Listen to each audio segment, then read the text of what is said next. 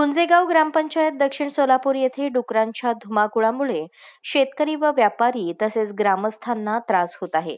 गेल्या 7-8 वर्षांपासून मंदिरामध्ये मशिदीमध्ये डुकरे गेल्यामुळे नागरिकांच्या भावना दुखावत आहेत। शेतकऱ्यांचे मोठ्या प्रमाणात नुकसान होत आहे।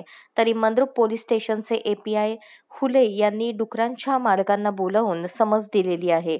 8 ते 10 दिवसांमध्ये तो सगळ्या डुकरांचा बंदोबस्त करण्याचे आश्वासन त्याने दिले आहे। नमस्कार, मी रवींद्र जाधव, कॅमेरामन सुमित गायकवाड सह जनता राज्य न्यूज चॅनलच्या स्पेशल ग्राउंड मध्ये आपलं स्वागत करत आहे। सध्या मी मंद्रुप पोलीस स्टेशन इथं आहे। ग्रामपंचायत गुंजेगाव येथे काही डुकरांनी हैदोस माजल्याची तक्रार घेऊन काही त्या गावातील मंडळी आपल्या समोर आता सोबत आहे। तर नेमका काय प्रकार आहे हा? नाही, गावात जी डुकरं आणली आहेत, आमचं ग्रामदैवत माशिंबी आहे आणि त्या देवीला हे चालत नाही। आज देवळात जाऊन ते डुकरं हे विटंबना करतात। दुसरी गोष्ट, आजूबाजूच्या शेतकऱ्याचे इतकं धान्याचं वाटोळ करतात, विचारच होणे। म्हणजे काही फोटो पण तुम्हाला देतोय। सध्या जे आता आहेत ज्या डुकरांनी हैदोस मारला म्हणजे पाळीव आहेत ते पाळीव मग त्या मालकाला तुम्ही तक्रार केली? तक्रार आज नेतो उद्या नेतो असं म्हणतात, पण नेत नाहीयेत आणि सगळेच्या सगळं न्यायला पाहिजे। ग्रामपंचायत सदस्य कोण आहेत सध्या?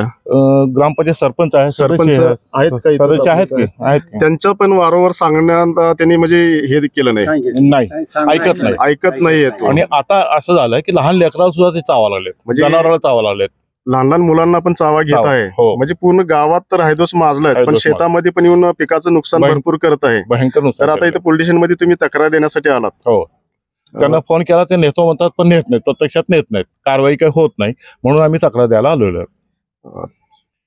काय गावकरी विलास करा ते करतो। मग आता तक्रार देऊन सुद्धा काही नेलं नाही, तर मग आम्ही त्याला काय विलास कराच करतो, कणकुतीला औषध घालतो, किंवा आमचे 2-4 मित्र आहेत ते सगळे घेऊन जातो म्हणतात, पण पुढे काय परिणाम झाला तुमचे तुम्ही बघा म्हणतात। त्याला आम्ही जाऊ, आमचं नुकसान झालं तर त्यापेक्षा ते परवडतं ना आम्हाला। महात्मा गांधी गाव तंटामुक्ती अध्यक्ष पण आपल्या सोबत आहे। या सध्या तक्रारीसाठी आलेले सुभाष पवार आपलं नाव आहे। तर नेमका काय प्रकार आहे त्या गावातला? आमच्या गावामध्ये ही जी नाहक जनावर आहे ती म्हणजे डुकरं, ही मंद्रुप इथल्या म्हणजे लोकांनी सोडलेली आहे ती। त्यापासून काय व्हायलेलं आहे, लहान मुलाला चावा, बायकांना चावा, लेकरासंला, परत तुमच्या ह्यांना शेतीमध्ये आतोनात नुकसान। ऊसाचे किती दिवसापासून चालू आहे? हे जवळजवळ 7-8 वर्षापासून।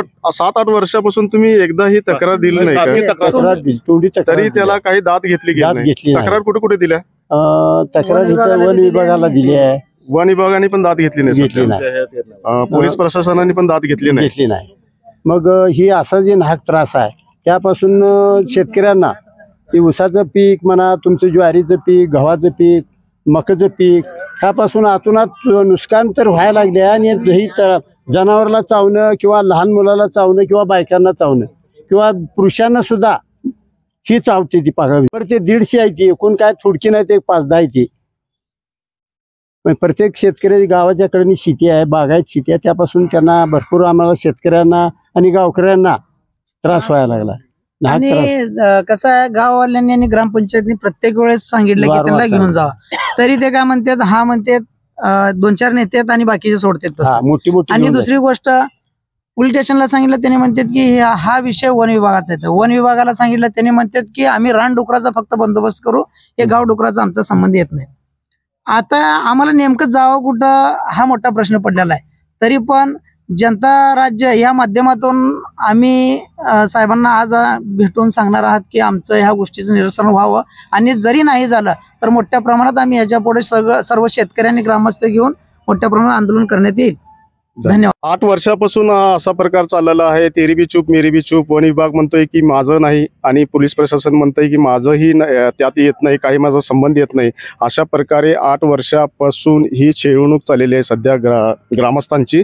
तर ह्याला काहीतरी पर्याय जर नाही सापडला तर पुढे आंदोलनाचं स्वरूप देऊ असं गावकऱ्यांनी सांगितलेलं आहे। सध्या मी रवींद्र जाधव सह कॅमेरामन सुमित गायकवाड, जनता राज्य न्यूज चॅनल।